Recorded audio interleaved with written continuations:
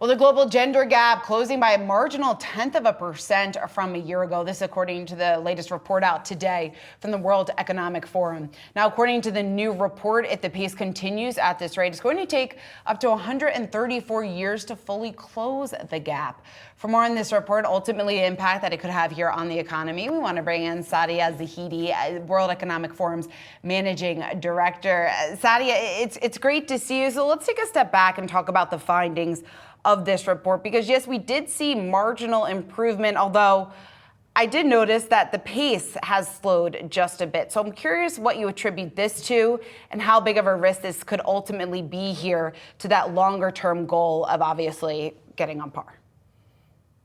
Yeah, I think, you've summed it up there. The pace of change is slowing down, and this is something that has been happening over time. There's a little bit of a gain of a few years in 1 year, and then a little bit of a loss another year. But at the end of the day, what this means is it could take 5 generations to get to parity.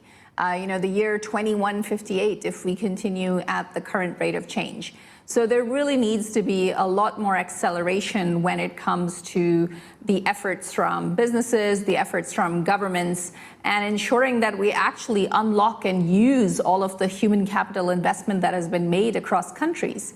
The index looks at 4 different areas: health and education, economic participation, and political empowerment. On the first 2, for most of the world, there's parity. But then when it comes to economic participation and political empowerment, the same isn't happening. So we're essentially wasting all of that investment.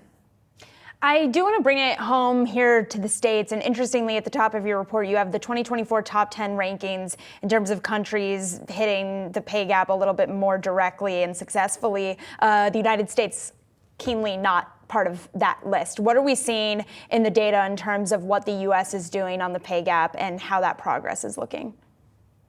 Yeah, so the top 10 countries very much dominated by Europe, and the number 1 country in the world, Iceland, is the only country that has crossed closing over 90% of its gender gap and has been in that top spot for about 15 years. The US, on the other hand, is at 43, very much on par with where things were last year.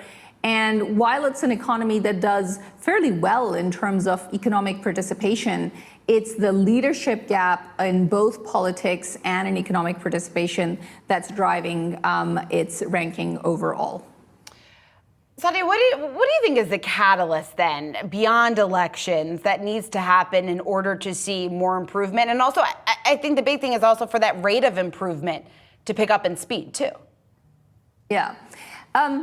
3 probably big things that need to be looked at. So one is the care systems in the most successful countries tend to be those that build out care infrastructure and ensure that it's essentially not just women that are having to provide childcare and elder care. Some have gone for public systems, some have gone for privately funded systems, but at the end of the day, there is something available that allows for workers to balance family and work.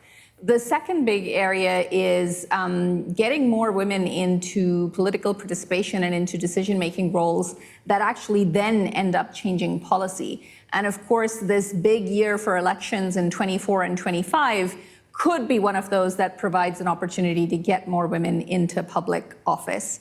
And then the third area is more of a focus on the growing roles of the future. And the most striking example of this is STEM-related fields. I think we all know how much AI and technology is not just starting to seep into various aspects of the economy already, but what a game changer it's going to be in the future.